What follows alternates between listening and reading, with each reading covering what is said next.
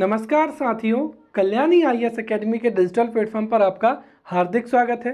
पिछले लेक्चर्स में हमने गरीबी, बेरोजगारी एवं क्षेत्रीय असंतुलन को पढ़ा था।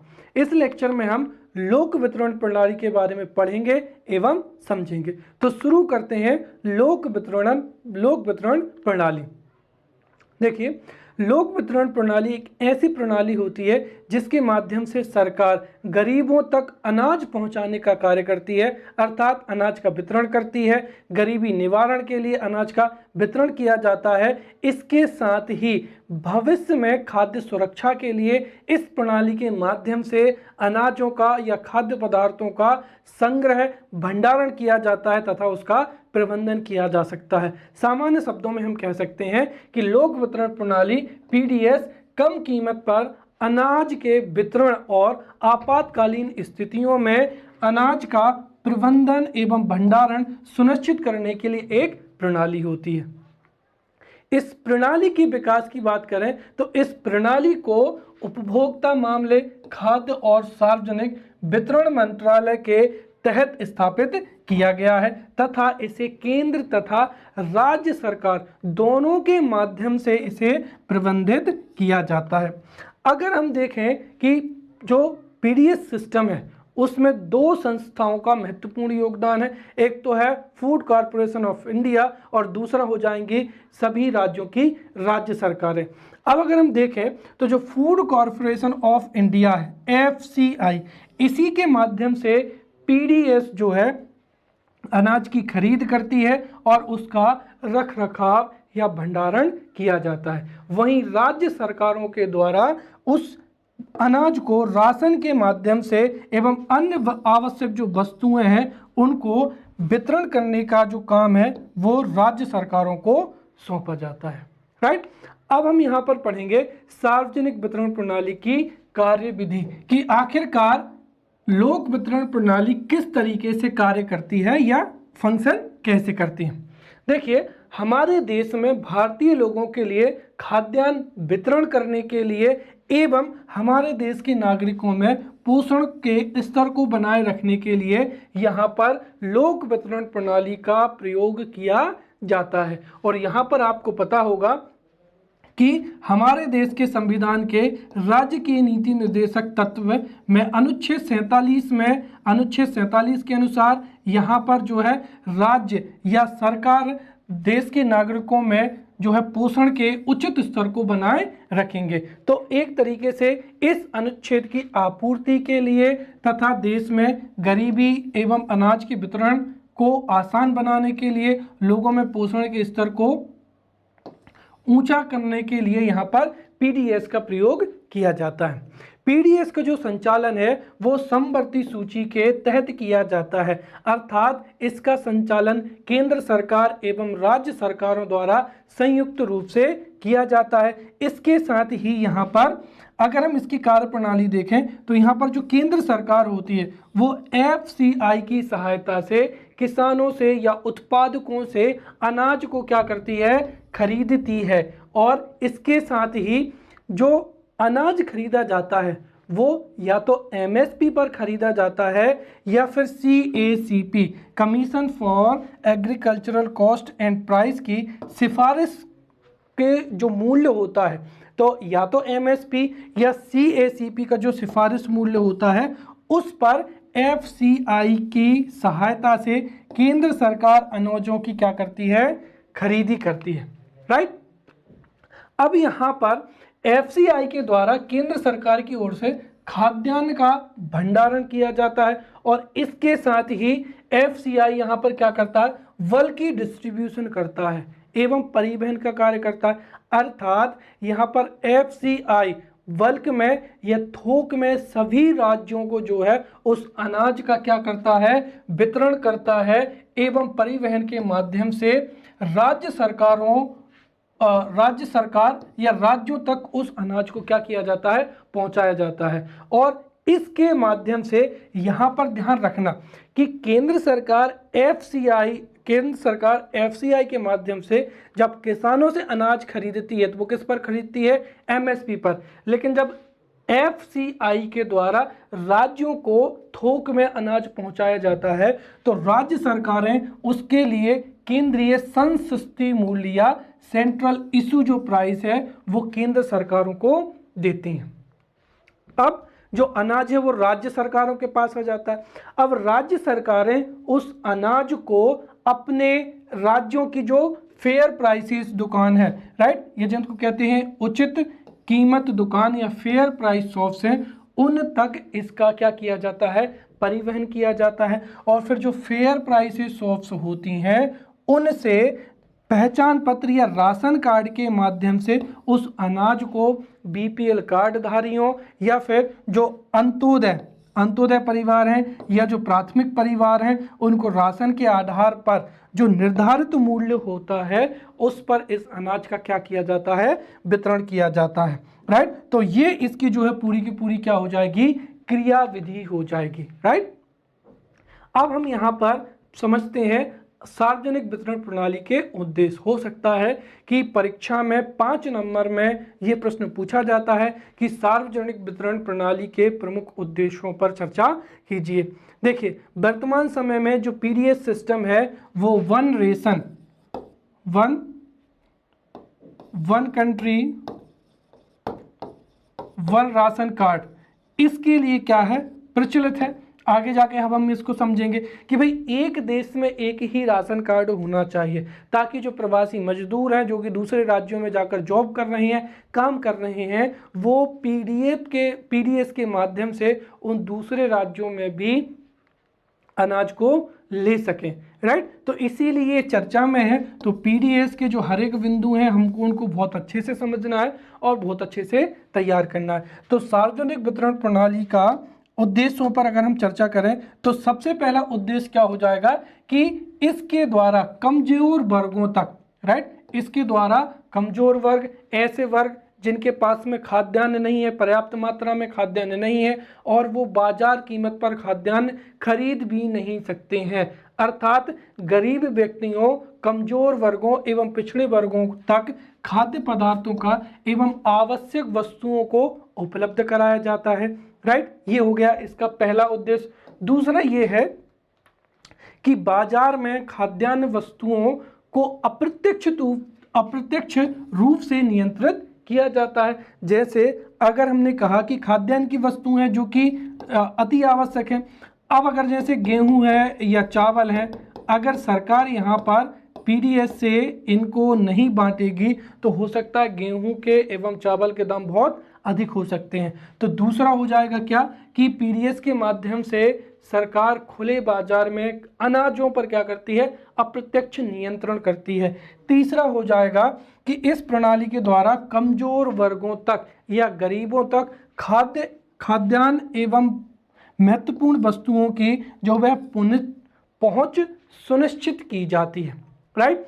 फिर चौथा हो जाएगा यहाँ पर कि पीडीएस प्रणाली का जो प्रयोग है वो खाद्य सुरक्षा को ध्यान में रखते हुए भविष्य हेतु खाद्य पदार्थों का या अनाजों का भंडारण किया जाता है एवं उससे खाद्य सुरक्षा को अमल में भी लाया जा सकता है। जैसे वर्तमान समय में कोरोना महामारी चल रही है, हो सकता है कि कभी सूखा पड़ जाए या कभी बाढ़ आ जाए और उससे हमारे देश में अनाजों की क्या हो जाए, कमी आ जाए। भाई अगर बाढ़ आएगी तो हो सकता है फसलें चौपट होंगी, तो उस वर्ष के लिए जो अनाज का उत्पादन है वो तो कम हो जाएगा। अब उसके लिए जो है पीडीएस जो है अपना बफर स्टॉक को क्या करती है, मेंटेन करके रखती है, जिससे हमें खाद्य सुरक्षा प्राप्त होगी। अगला हो जाएगा पीडीएस के द्वारा यहाँ पर किसानों को भी उनकी उपज का उचित मूल्य दिया जाता है, क्योंकि यहाँ पर सरकार एक तरफ पीडीएस के माध्यम से खाद्य सुरक्षा को भी अमल में लाती है, तो वहीं दूसरी ओर किसानों को उनकी उत्पादों का उचित मूल्य दिया जाता है, अर्थात जो एफसीआई है वो कई अनाजों को एमएसपी पर या सीएसीपी द्वारा निर्धारित मूल्यों पर खरीदती है, राइट। इसके साथ ही इस प्रणाली के द्वारा जिन क्षेत्रों में अधिक उत्पादन होता है और जिन क्षेत्रों में कम उत्पादन होता है तो अधिक से कम की ओर यहाँ पर खाद्यान्न का क्या होता है, प्रवाह सुनिश्चित किया जाता है, राइट। अब पीडीएस की जो कार्य प्रणाली है, तो पीडीएस के जो है कई अंग भी होते हैं। पीडीएस जो प्रणाली है वो इन प्रमुख अंगों की सहायता से कार्य करती है, जिसमें सबसे पहला तो क्या हो जाएगा, फूड कॉरपोरेशन ऑफ इंडिया, जो कि एमएसपी पर जो है अनाजों को खरीदता है, राइट, और उनको प्रिक्योर करता है और स्टोर करता है। फिर दूसरा हो जाएंगी फेयर प्राइस शॉप्स, राइट, जहां से अनाज का वितरण किया जाता है। फिर केरोसिन की दुकानें हो जाएंगी, जहां से ग्रामीण क्षेत्रों में केरोसिन वितरित किया जाता है। सुपर बाजार, सहकारी उपभोक्ता दुकान, फिर नियंत्रित कपड़े की दुकान और सॉफ्ट बुक डिपोट, ये यहाँ पर पीडीएस के अंग थे। अब हम यहाँ पर देखेंगे कि पीडीएस की कमजोरियां क्या क्या हैं, राइट, या किन किन क्षेत्रों में पीडीएस को और भी अधिक इम्प्रूव किया जाता है। तो हम यहाँ पर जो लोक वितरण प्रणाली है या सार्वजनिक वितरण प्रणाली है, उसकी कमजोरियों को हम बहुत अच्छे से समझेंगे।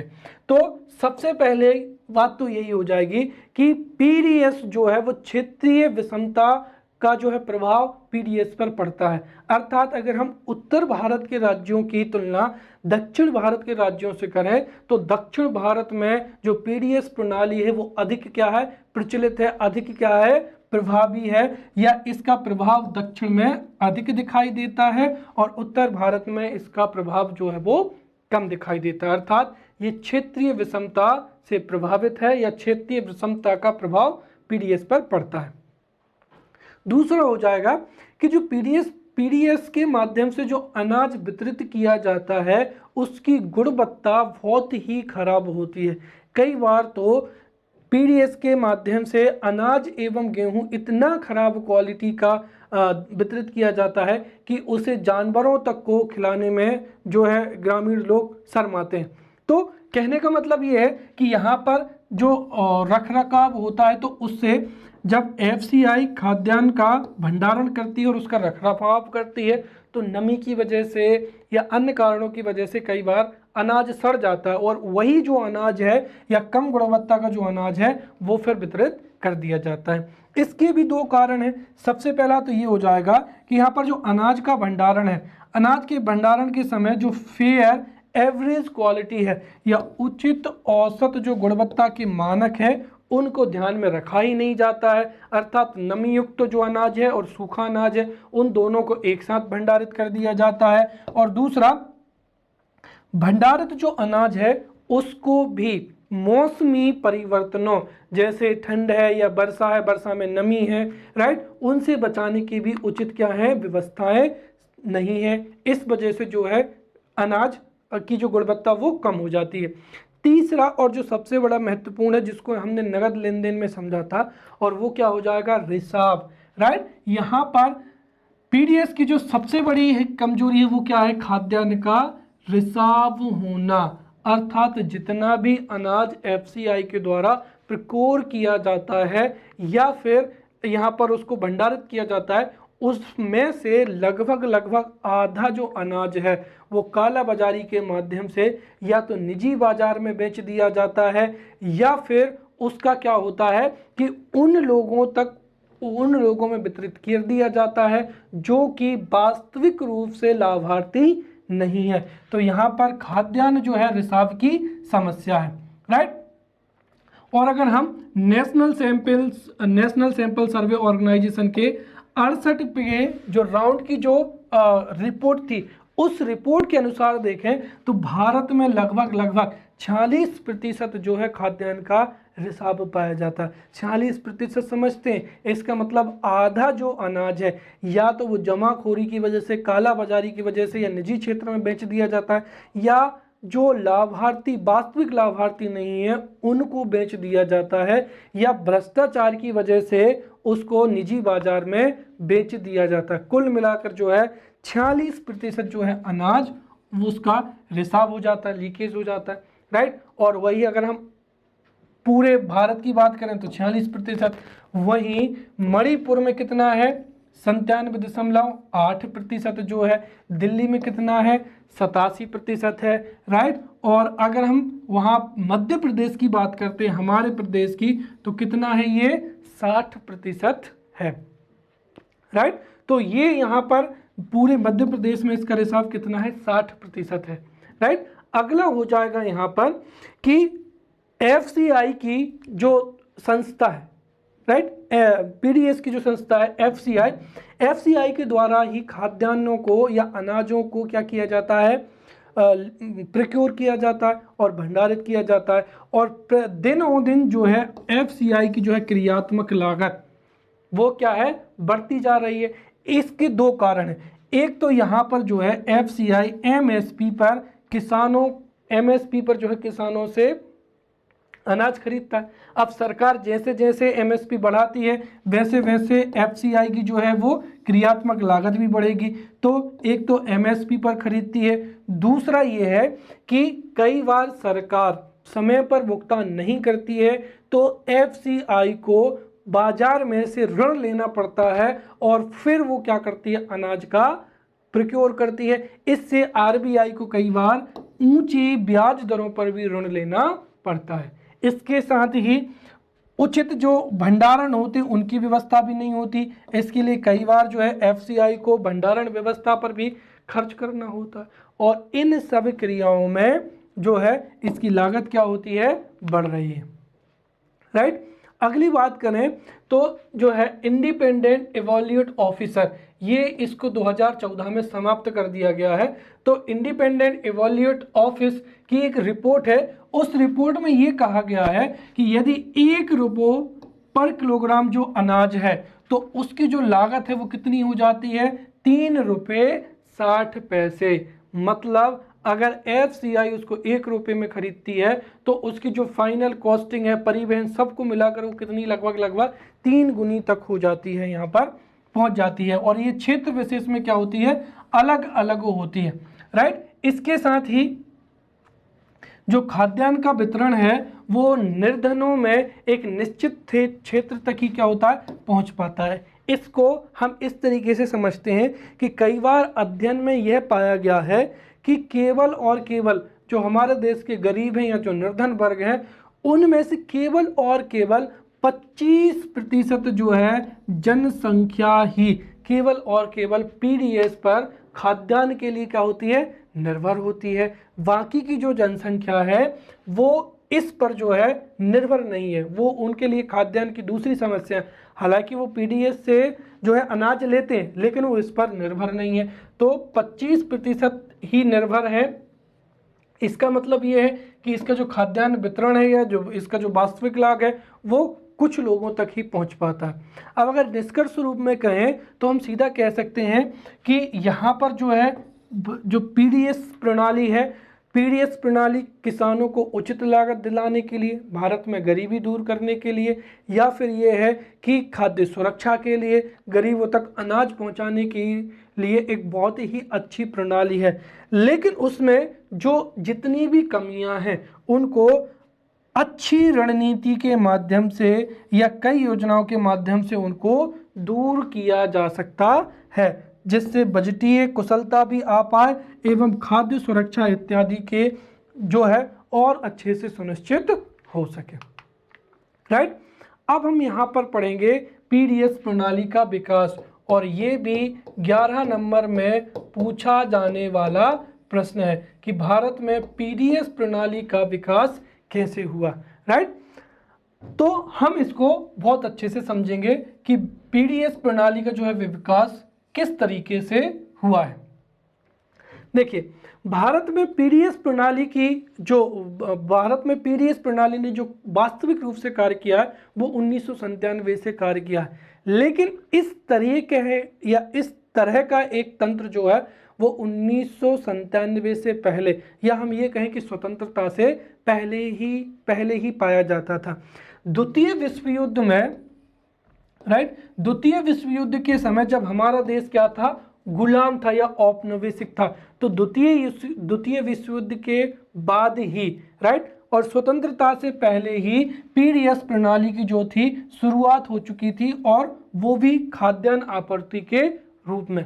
फिर स्वतंत्रता के बाद में भी अनौपचारिक रूप में, अर्थात ना तो कोई योजना थी और ना ही कोई इसके लिए एक विशेष नीति थी। तो अनौपचारिक रूप से इस खाद्यान्न आपूर्ति नीति को चालू रखा गया और जिसे 1992 में नाम क्या दे दिया गया, लोक वितरण प्रणाली का नाम दे दिया गया।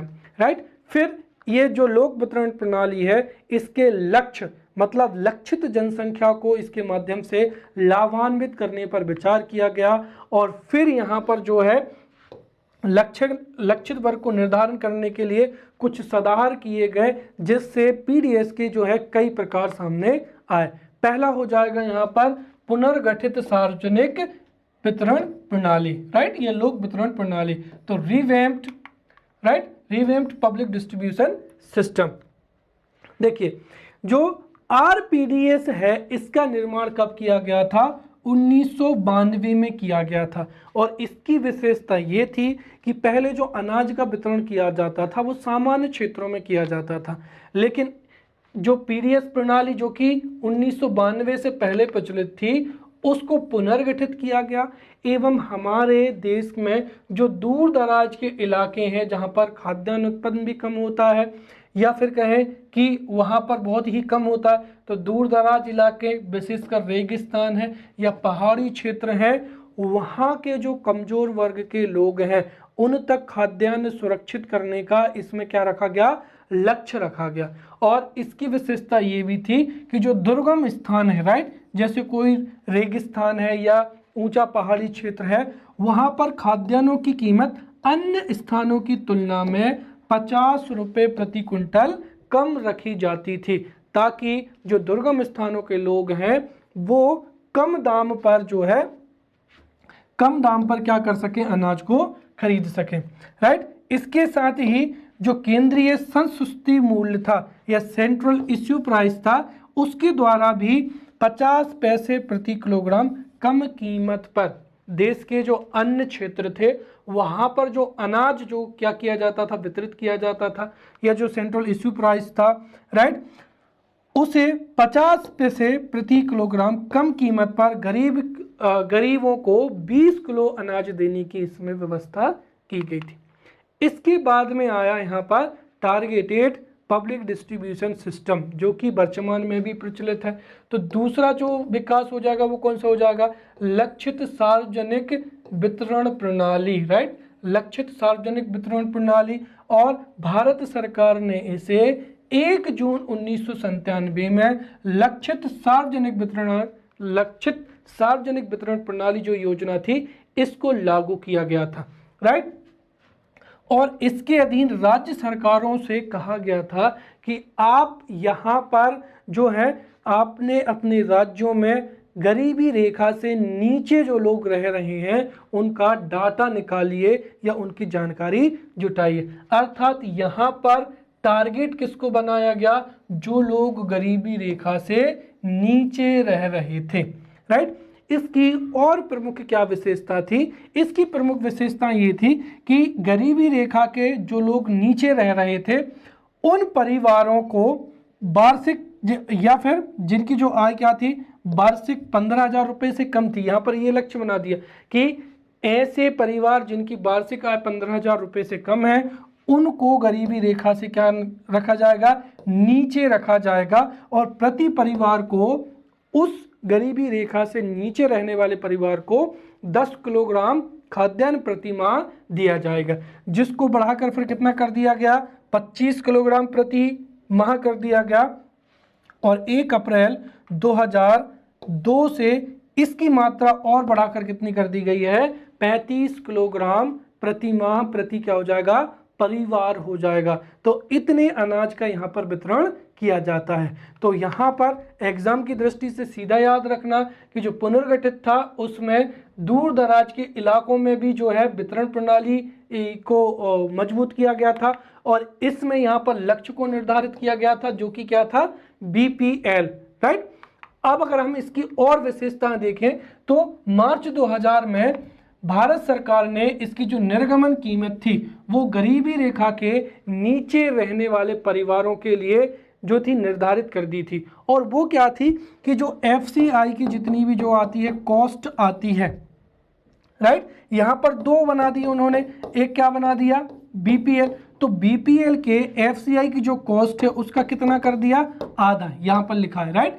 तो भारतीय खाद्य निगम की जो आर्थिक लागत थी वो बीपीएल या गरीब रेखा से नीचे रहने वालों के लिए आधी कर दी, और वहीं जो लोग गरीबी रेखा से ऊपर थे उनको एफसीआई की जो आर्थिक लागत है उसके बराबर ही यहाँ पर उसका लक्ष्य क्या है निर्धारित किया गया, या उसकी जो है कीमत निर्धारित की गई।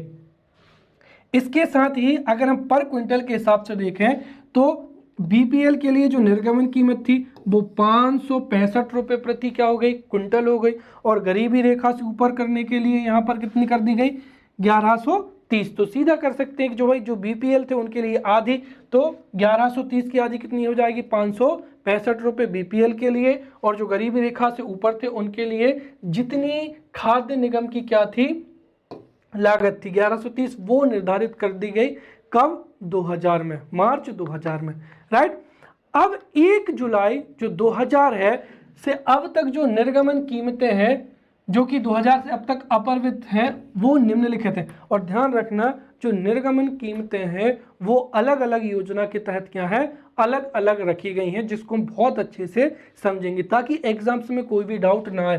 पहला तो ये हो जाएगा कि गरीबी रेखा से ऊपर रहने वाले परिवारों के लिए जो गेहूं की कीमत है वो कितनी होगी 6.10 रुपये प्रति क्या हो जाएगा किलोग्राम हो जाएगा, और चावल 30 रुपये प्रति किलोग्राम पर वितरित किया जाएगा, राइट।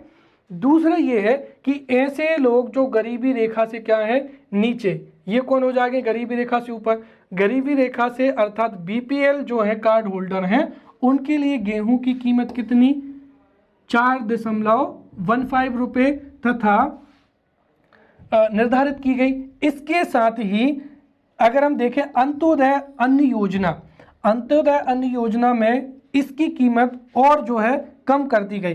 अंत्योदय अन्न योजना के तहत एक तो 35 जो है किलोग्राम प्रति माह प्रति परिवार के हिसाब से खाद्यान्न का क्या किया जाएगा वितरण किया जाएगा, राइट। और इसके साथ ही यहाँ पर इसमें जो कुल जो सम्मिलित लोग हैं वो कितने हो जाएंगे 6.52 हो जाएंगे। तो यहाँ पर अंत्योदय के जो रेट हैं वो क्या हो जाएंगे अलग हो जाएंगे। जैसे यहाँ पर 2 रुपये प्रति किलोग्राम क्या हो जाएगा गेहूं हो जाएगा, जिसको आगे भी पढ़ेंगे 3 रुपये, राइट। 3 रुपये पर केजी क्या हो जाएगा यहाँ पर चावल हो जाएगा, राइट। और यहाँ पर 1 रुपये पर जो केजी है वो क्या हो जाएगा मोटे अनाज हो जाएंगे।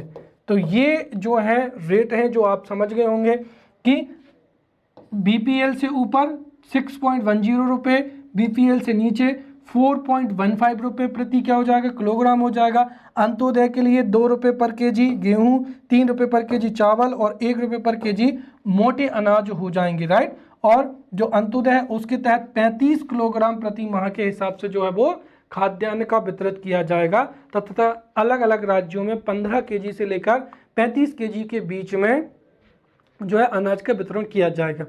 अब जो लक्षित सार्वजनिक प्रणाली है टारगेटेड सार्वजनिक प्रणाली है उसकी कई बिंदुओं पर आलोचना की जाती है, इसके लिए इसको भी समझना बहुत जरूरी है। हो सकता है प्रश्न पूछा जाए कि जो लक्षित सार्वजनिक प्रणाली है उसमें व्याप्त खामियों को उजागर कीजिए या उसकी आलोचना किस तरीके से की जा सकती है उसको बताइए।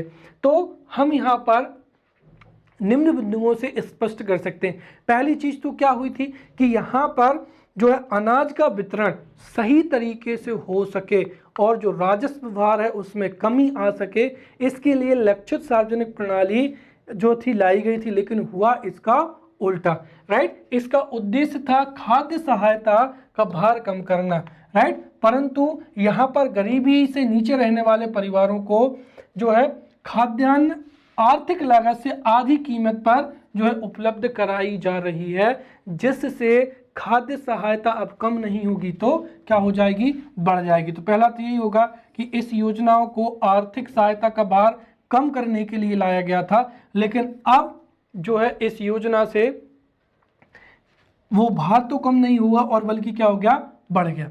दूसरी चीज ये थी कि इस योजना का उद्देश्य था कि जो गरीबी रेखा से नीचे रह रहे हैं उनको अनाज का वितरण करना, परंतु इसमें जो है गरीबी रेखा के ऊपर रहने वालों को भी क्या कर लिया गया शामिल कर लिया गया, राइट। और जो तीसरी बात थी कि पहले जो गरीबी रेखा से ऊपर रहने वाले लोग थे वो भी पीडीएस से क्या करते थे, अनाज खरीदते थे, लेकिन उन्होंने भी क्या कर दी, पीडीएस से जो थी पीडीएस से अनाज की खरीदी करना कम कर दी या बहुत ही कम कर दी। इससे हुआ क्या कि एक तो एफसीआई के पास में जो था खाद्यान्न भंडारों में क्या हो गई, वृद्धि हो गई, और सीधी सी बात वृद्धि होगी तो इनका भंडारण और इनका क्रियान्वयन, इनका रखरखाव और भी ज़्यादा क्या हो जाएगा, बढ़ जाएगा, और उस पर और भी अधिक जो है राशि खरीदी करनी पड़ेगी। तीसरा यहाँ पर हो जाएगा कि अंत्योदय अन्न योजना के अधीन जो 2.5 करोड़ निर्धन परिवार हैं उनको चावल केवल 3 रुपये पर केजी के हिसाब से, गेहूं 2 रुपये पर केजी के हिसाब से, एवं जो मोटे अनाज हैं वो 1 रुपये पर केजी के हिसाब से जो है वो उपलब्ध कराए जाएंगे। और इस तरीके से देखे जाएं तो जो खाद्य सहायता थी वो 31,546 करोड़ थी, कब, 7-8 में, और अगर 2017-18 में देखें तो ये कितनी हो गई है, 84,423 करोड़, राइट। और वर्तमान समय में आपने देखा होगा कि जब कोरोना पेंडेमिक, जब कोरोना की वजह से जो लॉकडाउन लगाए गए थे तो उसकी वजह से भी भारत सरकार ने बड़ी संख्या में, बहुत बड़े स्तर पर जो है वो खाद्यान्नों का क्या किया था, वितरण किया था। तो ये जो डाटा है ये तो लगभग और भी लगभग बहुत ज़्यादा बढ़ चुका है। अगला हो जाएगा कि गरीबी रेखा के नीचे रहने वाले जो लोगों का पता कैसे लगाया जाए, राइट। सरकार के द्वारा इसको अच्छे से परिभाषित किया नहीं गया और इसका फायदा उठाया राज्य सरकारों ने। राज्य सरकारों का मतलब ये कि जो अधिकारी थे उन्होंने अपने अपने रिश्तेदारों को मनमाने तरीके से जो था बीपीएल कार्ड वितरित किए गए। तो कुल मिलाकर हम परीक्षा में ये तो लिख सकते हैं कि जो था कि राज्यों को जो लक्षित करने के उद्देश्य थे उसकी तो पूर्ति नहीं हुई, बल्कि राज्यों के द्वारा जो है बीपीएल की जो थी लिस्ट या बीपीएल कार्ड होल्डर की जो निर्धारण की थी वो और भी ज़्यादा क्या हुई, उसमें अनियमितताएं पाई गई।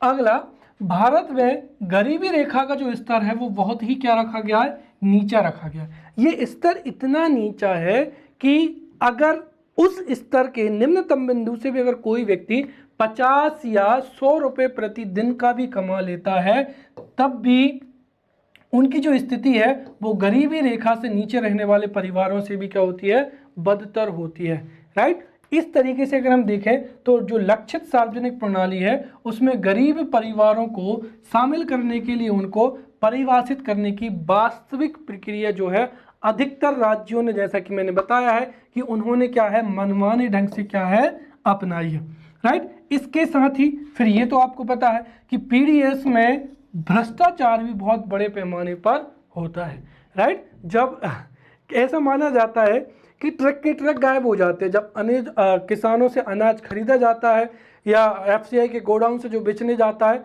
तो कई बार तो ट्रक के ट्रक जो है वो लूट लिए जाते हैं या गायब हो जाते हैं, राइट। इतने बड़े पैमाने पर जो है वो क्या होता है, भ्रष्टाचार चलता है, राइट। तो एक तो यहाँ पर बहुत बड़े पैमाने पर क्या होता है, भ्रष्टाचार होता है। वैसे ही जो उचित मूल्य की जो दुकानें हैं, राइट, उनसे हटाकर बाजार में महंगी कीमत पर जो है अच्छा अनाज बेच दिया जाता है। कई बार जो है एफसीआई के गोडाउन से अनाज चोरी कर लिया जाता है, तो कई बार उसको खराब माल से क्या कर दिया जाता है, बदल दिया जाता है।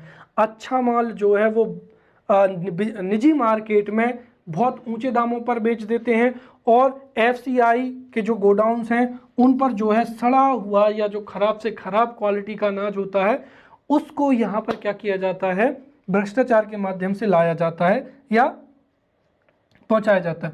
फिर इस कार्यक्रम का जो मूल्यांकन है, राइट, मूल्यांकन संगठन के अगर विस्तृत अध्ययन में भी जो सार्वजनिक वितरण प्रणाली है उसने भी बड़े पैमाने पर अनाज चोरी की बात कही है, राइट। तो ये यहाँ पर इसकी क्या हो जाएंगी।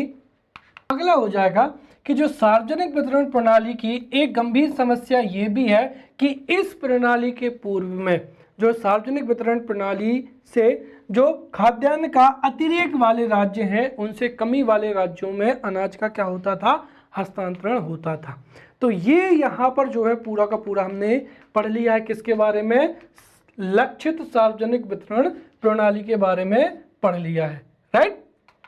अब उसके बाद में तीसरी योजना कौन सी हो जाएगी यहाँ पर, आया अंत्योदय अन्न योजना, राइट। तो तीसरी जो हो जाएगी वो है अंत्योदय अन्न योजना के रूप में सार्वजनिक वितरण प्रणाली का विकास। तो सार्वजनिक वितरण प्रणाली के अंतर्गत भूख मिटाने के लिए और भूखमरी कम करने के लिए, इन लक्ष्यों को प्राप्त करने के लिए ये जो अंत्योदय अन्न योजना है ये भागीरथी अर्थात महानतम प्रयास है जो कि सरकार के द्वारा किया गया है।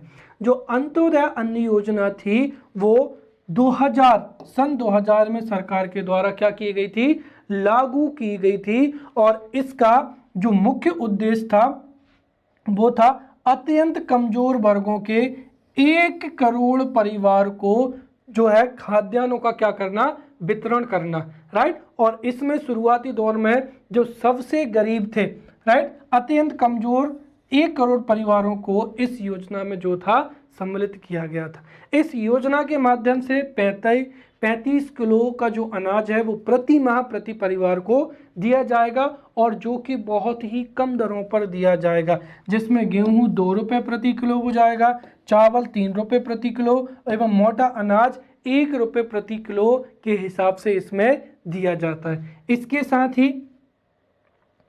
अंत्योदय अन्न योजना में जो लाभार्थी शामिल होंगे उनकी पहचानों का जो कार्य है राज्य सरकार एवं केंद्र शासित प्रदेशों के द्वारा किया जाएगा, राइट। फिर अगला हो जाएगा यहाँ पर decentralise public distribution system, right. तो आपको पता है कि यहाँ पर अगर एक ही मतलब पूरी की पूरा जो है प्रबंधन वो अगर केंद्र सरकार के रूप में ही होगा तो हो सकता है केंद्र सरकार यहाँ पर मनमाने ढंग से कार्य करे। और इस समस्या का निदान के लिए 1997 में डिसेंट्रलाइज पब्लिक डिस्ट्रीब्यूशन सिस्टम जो है लाया गया था।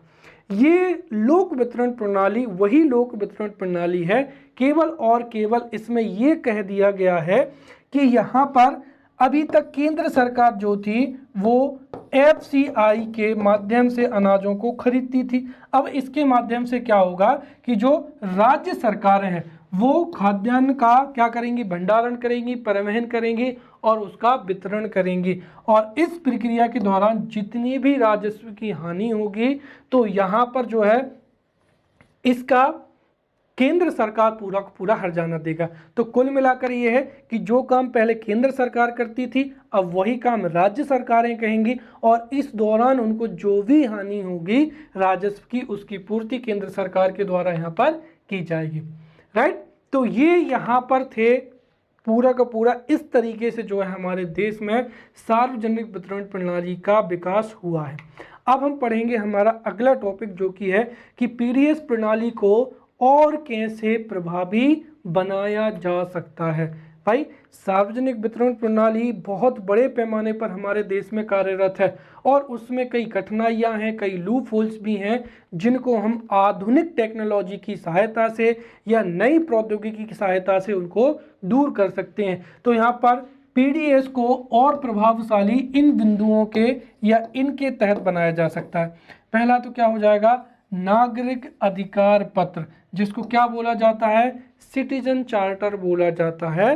भारत में सार्वजनिक सेवाओं के लिए, सार्वजनिक सेवाओं में पारदर्शिता और जवाबदेही लाने के लिए सिटीजन चार्टर लाया जाएगा, जिसमें PDS भी जो है सम्मिलित किया गया है। अगला क्या हो जाएगा, यहाँ पर जो पंचायती राज इंस्टीट्यूशंस हैं या हम ये कहें कि पंचायती राज जो संस्थान है उनको किससे जोड़ना, PDS से जोड़ना। अब देखिए 1999 में केंद्र सरकार द्वारा राज्य सरकारों को यह निर्देश दिया गया कि जो BPL परिवारों की पहचान है उनकी पहचान करने के लिए तथा PDS के संचालन पर निगरानी रखने के लिए, राइट, निगरानी रखने के लिए यहाँ पर पंचायती राज संस्थान की भूमिका को सुनिश्चित किया जाए, ताकि जो पंचायती राज संस्थान है, पंचायती राज इंस्टीट्यूशंस हैं, वो लाभार्थियों की जो वास्तविक लिस्ट है उसको चेक कर सकें, जो वितरण है या जो पीडीएस का संचालन है उस पर निगरानी कर सके। तीसरा क्या हो जाएगा, पीडीएस सेंट्रल ऑर्डर 2011। तो सेंट्रल गवर्नमेंट ने 2011 में एक आदेश निकाला था जिससे पीडीएस प्रणाली जो है और भी प्रभावी हो सकती है। और वो क्या था, वो ये था कि राज्य सरकारों को इस बात के निर्देश दिए कि वो लगातार बीपीएल जो परिवार हैं उनके आंकड़ों में आवश्यक संशोधन करती रहे।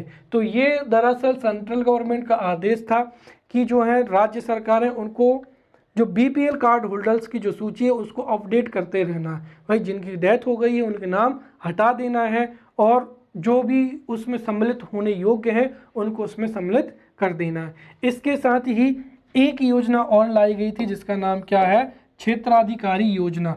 इसके वर्ष 2000 में लागू किया गया था। इसके आधार पर केंद्र सरकार ने क्या किया कि सभी राज्यों को कई क्षेत्रों में क्या कर दिया, डिवाइड कर दिया और उन क्षेत्रों में निगरानी रखने के लिए एक क्षेत्राधिकारी की भी क्या कर दी, नियुक्ति कर दी। और यह भी आवश्यक कर दिया कि ये जो अधिकारी है ये उस क्षेत्र में कार्यरत जितने भी पीडीएस प्रणाली के जो गोडाउन है या जो फेयर प्राइसेस शॉप्स हैं उन पर 3 महीने में कम से कम एक बार अपने क्षेत्र का क्या करेगा, निरीक्षण करेगा। और जो भी वहाँ पर गड़बड़ी पाई जाती हैं, जो भी अच्छाइयाँ हैं या जैसी भी जो व्यवस्था है उसकी रिपोर्ट वो क्या देगा, केंद्र सरकार को देगा। और फिर बाद में केंद्र सरकार इसी अधिकारी के आधार पर राज्यों से आवश्यक कार्यवाही के लिए क्या करेगी, केंद्र सरकार राज्यों को निर्देशित करेगी। राइट, तो ये यहाँ पर हमने पढ़ लिया। तो अब हम यहाँ पर सार्वजनिक वितरण प्रणाली की कमियों को देखेंगे। राइट, क्या देखेंगे हम यहाँ पर, कमियों को समझेंगे।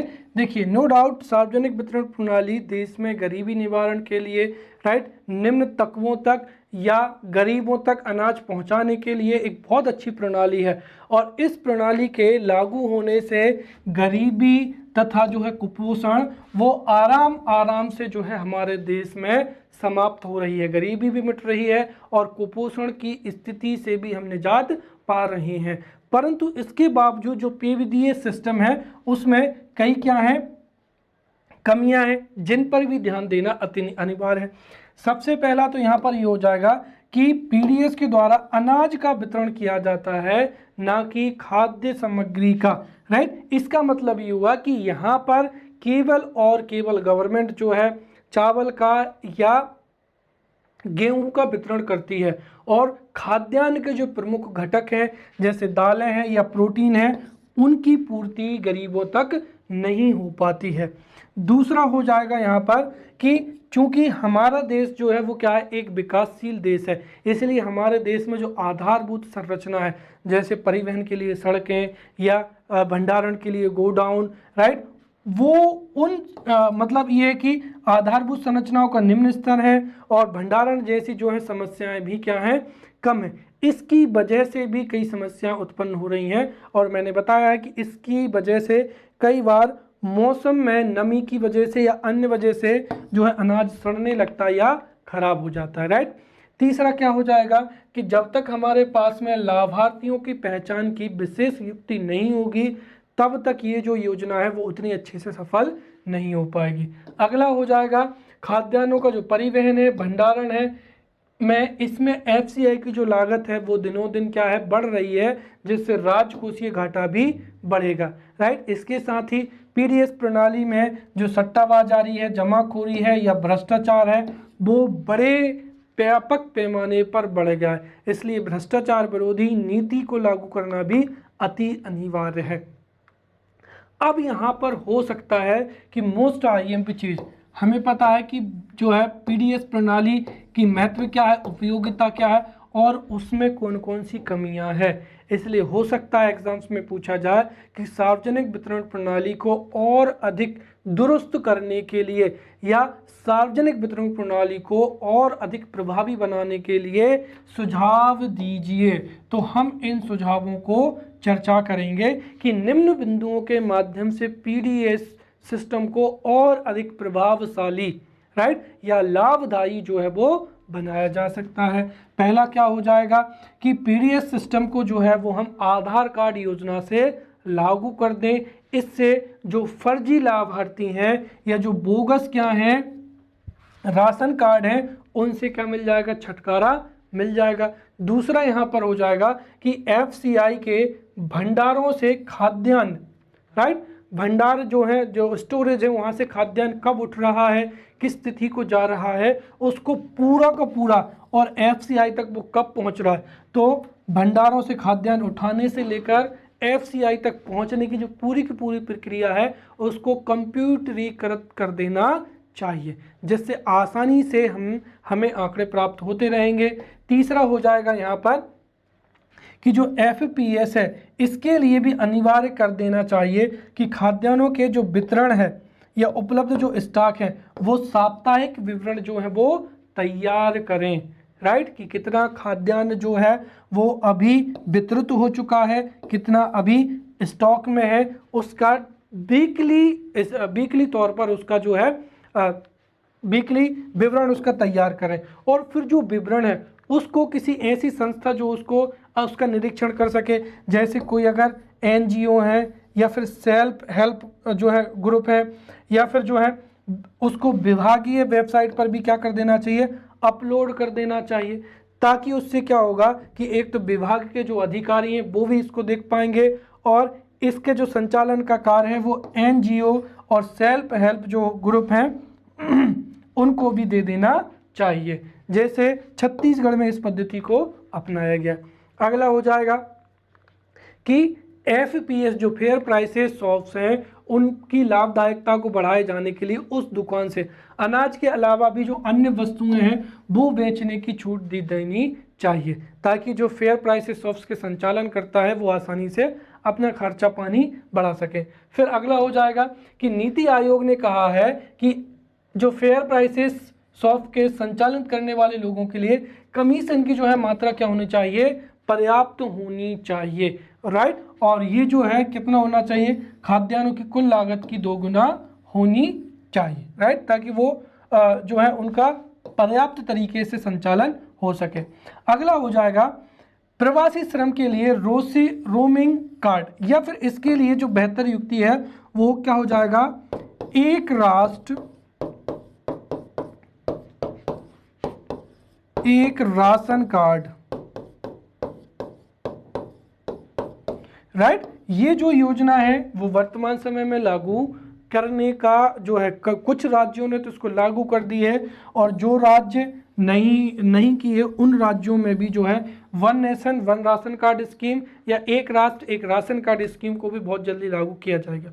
उससे क्या होगा कि अभी वर्तमान समय में जैसे मध्य प्रदेश का कोई व्यक्ति गुजरात में काम करता है तो उसके पास में राशन कार्ड है मध्य प्रदेश का, तो उसको गुजरात में वहाँ पर पीडीएस प्रणाली का फ़ायदा नहीं मिलता है। अगर उसके पास में रोमिंग राशन कार्ड या हम ये कहें कि एक राशन कार्ड जो कि गुजरात में भी एक्सेप्टेबल हो, तो उससे मध्य प्रदेश का व्यक्ति चाहे वो देश के किसी भी कोने में रहे, वो उसके पास में यदि राशन कार्ड है तो वो फेयर प्राइसेस शॉप से अनाज ले सकता है, राइट। और जो फेयर प्राइसेस की जो शॉप्स की संख्या है वो भी बढ़ा देनी चाहिए, और इसके साथ ही उनको सप्ताह के 7 दिन खोला ना जाना चाहिए ताकि जो लाभार्थी हैं वो समय पर आकर जो है अनाज को ले सकें। इसके साथ ही खाद्यान्नों को किस्तों में देने की क्या होनी चाहिए, छूट देनी चाहिए, और इसको कहाँ पर लागू किया गया है, केरल में लागू किया गया है, राइट, ताकि जरूरत पड़ने पर जो है वो अनाज जो है लाभार्थी ले सकें। फिर खाद्यान्नों में जो स्थानीय पसंदगी है उसको भी ध्यान रखा जाना चाहिए, जैसे स्थानीय स्तर पर किसी राज्य में अगर चावल पसंद किए जाते, किसी में बाजरा, किसी में ज्वार, तो उनको भी इस योजना में मुख्य रूप से सम्मिलित करना चाहिए। फिर खाद्यान्नों को डोर स्टेप डिलीवरी राइट। जैसे राज्य सरकार पहले एफपीएस तक खाद्यान्न पहुंचाती है और वहां से फिर डोर स्टेप तक जो है डिलीवरी की जो है व्यवस्था को सुनिश्चित किया जाना चाहिए। फिर एफसीआई के जो भंडार हैं उनमें 6 महीने अग्रिम रूप से खाद्यान्नों को सुरक्षित करना चाहिए। एक तरीके से 6 महीने का बफर स्टॉक होना चाहिए। कहाँ पर? एफसीआई के गोडाउनों में। और एफपीएस में 7 दिन में अग्रिम रूप से खाद्यान्न जो है वो खाद्यान्न की उपलब्धता सुनिश्चित होनी चाहिए। फिर जो जितना भी ट्रांसपोर्टेशन होता है उनको जीपीएस प्रणाली से जोड़ दे, जिससे कौन सा व्हीकल कहाँ जा रहा है उसकी मूवमेंट हम अच्छे से याद रख सकते हैं। राइट। और जो फेयर प्राइसेस शॉप्स के संचालक हैं उनको पर्याप्त क्या है, साख सुविधा दी जानी चाहिए। राइट। जैसे तमिलनाडु में जो डिस्ट्रिक्ट सेंट्रल कोऑपरेटिव बैंक है ये सुविधाएं दे रही हैं, जिससे इसके साथ ही निगरानी रखने के लिए जो पंचायती राज इंस्टीट्यूशन के सदस्यों वाली जो सतर्कता समितियां हैं उनका भी गठन करना चाहिए। राइट। तो इस तरीके से ये थे जो है एफसीआई के लिए हमने यहाँ पर सुझावों पर भी बहुत अच्छे से चर्चा कर ली है। अब जैसा कि अगर कोई पर्टिकुलर टॉपिक पूरा हो जाता है तो मैं आपको मॉडल प्रश्न जो है उपलब्ध कराता हूँ। देखिए प्रीवियस एग्जाम्स, मुझे उम्मीद है कि जो प्रीवियस पेपर्स हैं उन पर आप बहुत अच्छे से देख रहे होंगे और मॉडल क्वेश्चन जो पेपर हैं वो ज़्यादा अच्छे से आपके लिए उपयोगी होंगे, क्योंकि ये सिलेबस जो है अभी नया जुड़ा है, इसलिए इन प्रश्नों को आप घर पर लिखने की कोशिश करेंगे। तो 3 अंकों का जो प्रश्न है वो आपको न्यूनतम 10 शब्दों में और या अधिकतम 20 शब्दों से लिखना ही नहीं है, तो 10 शब्दों में लिखने की कोशिश करना है। सापेक्ष गरीबी बेरोजगारी दर क्या है? राइट। क्षेत्रीय असंतुलन के लाभ, सामाजिक गरीबी के कारण मौसमी बेरोजगारी क्या होती है, फिर बेरोजगारी क्या होती है, लोक वितरण प्रणाली क्या है? राइट। लोक वितरण प्रणाली के प्रमुख अंग कौन से हैं, फिर सापेक्ष गरीबी क्या है या निरपेक्ष गरीबी क्या है, और प्रच्छन्न बेरोजगारी क्या है। फिर 5 अंकों के जो प्रश्न हैं, राइट, इनको आपको पता होगा कि 50 शब्दों में लिखना है और हम इसको अधिकतम 50 से 80 शब्दों में लिख सकते हैं, इससे ज़्यादा नहीं लिखना है। हमें प्रैक्टिस करनी है कि जो हमारा औसत रहे वो 50 से 70 के बीच में रहे तो बहुत अच्छा रहेगा। राइट। पहला हो जाएगा लॉरेंज वक्र की उपयोगिता क्या है, चक्रीय बेरोजगारी पर टिप्पणी कीजिए, क्षेत्रीय असंतुलन के कारणों पर प्रकाश डालिए, लोक वितरण प्रणाली के प्रमुख उद्देश्य क्या हैं लिखिए, फिर घर्षण बेरोजगारी क्या है, गरीबी मापन हेतु तेंदुलकर समिति की जो प्रमुख सिफारिशें हैं वो लिखिए, लोक वितरण प्रणाली की प्रमुख कमजोरियों को उजागर कीजिए।